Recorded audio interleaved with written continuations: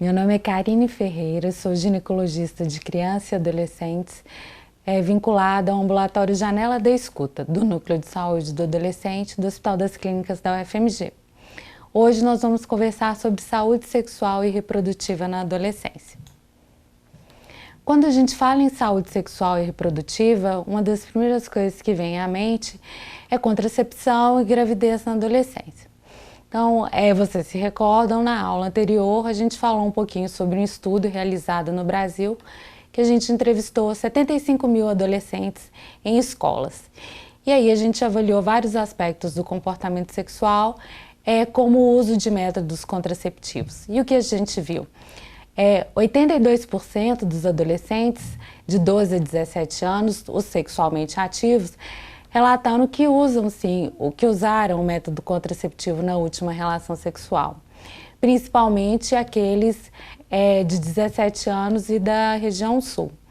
E o preservativo masculino foi relatado por 70% dos adolescentes, sendo que o preservativo masculino não teve diferença de acordo com o tipo de escola ou macro-região. O que a gente viu também no estudo é que quanto mais jovem o adolescente, é menor a chance dele ter usado algum contraceptivo na última relação. Apesar desse número, da gente ver e parecer uma coisa positiva, assim, nossa, em torno de 80% dos adolescentes usaram algum método contraceptivo, a gente não considerou neste estudo a qualidade do uso desse método contraceptivo. Então, na minha prática de ginecologista, o que eu vejo às vezes é adolescente que usou várias pílulas no dia seguinte, ou então ela usa errado o anticoncepcional, usa errado o preservativo. E aí o que a gente tem de resultado disso? No Brasil ainda um alto índice de gravidez na adolescência. Esses dados que a gente vê aí, então, se a gente considerar adolescentes de 15 a 19 anos, dos partos totais, uma grande proporção é em adolescentes. Por exemplo, adolescentes de 10 a 14 anos, no ano de 2011, no Sudeste, a gente teve 7 mil partos. É muita coisa para adolescentes entre 10 a 14 anos.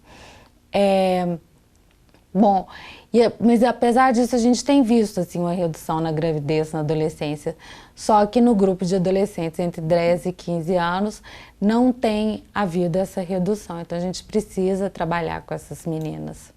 E com esses meninos também. Afinal, elas não engravidam sozinhas. E quem são essas adolescentes que engravidam?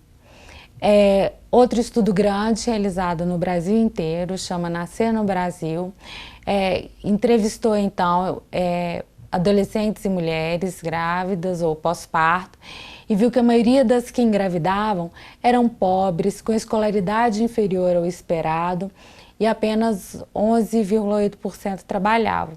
Muitas adolescentes abandonam a escola quando engravidam. A maioria delas se considerava preta ou parda, 70% já vivia com um companheiro, em torno de 18% delas já tinham um parto anterior. E aí às vezes a gente fala, uma gravidez indesejada na adolescência, mas esse termo, gravidez indesejada, é um termo que tem caído um pouco em desuso. Afinal, como é que a gente vai medir o desejo do outro, né?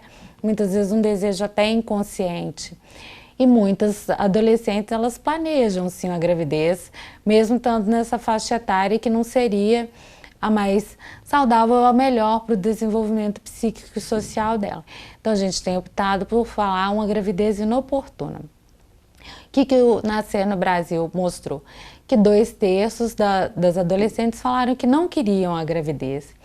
E 3% delas já tinham até tentado interromper a gravidez de alguma forma. E como é que a gente pode evitar essa gravidez inoportuna, um comportamento sexual que pode cursar com infecção sexualmente transmissível? Mais importante de tudo, talvez seja estimular a educação. Então, auxiliar na construção de planos para o futuro, né? A escola tem um papel fundamental, os educadores que estão mais próximos dos adolescentes, a gente que é da área da saúde, a gente tem muito o que fazer, muito o que ajudar, mas o adolescente dificilmente vai ao posto ou tem acesso, Então, a educação tem um papel fundamental. A gente deve orientar sobre os métodos contraceptivos para o casal, para adolescentes, tanto para as meninas quanto para os meninos, mostrar novas possibilidades de vida para além da gravidez, para aquelas que já engravidaram. Mas e aí, adolescente pode usar um método contraceptivo? É uma dúvida que às vezes vem.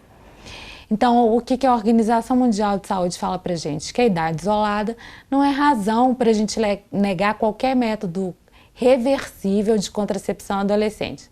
Quer dizer, deve ser avaliado questões de saúde, problemas com cada método, mas no geral, adolescentes saudáveis podem usar qualquer método que não seja ligadura de trompas e a vasectomia. DIU pode, e até um bom método. Os métodos mais fáceis, de longa duração, que adolescente não precisa ficar lembrando, são os melhores métodos. Então precisa de uma consulta médica, mas não é necessária avaliação ginecológica. Quer dizer, se a adolescente está constrangida, se ela não tem nenhuma queixa, ela não precisa nem ter sua genitália examinada para se começar um anticoncepcional.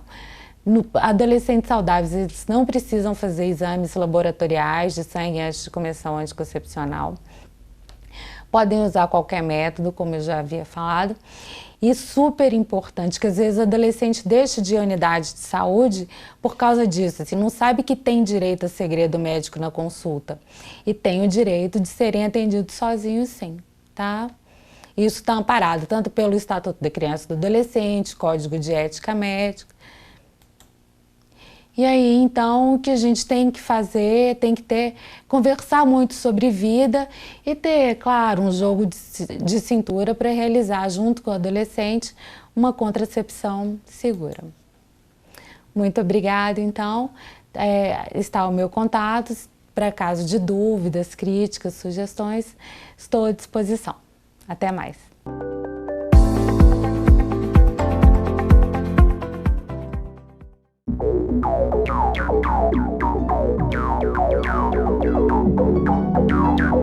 No.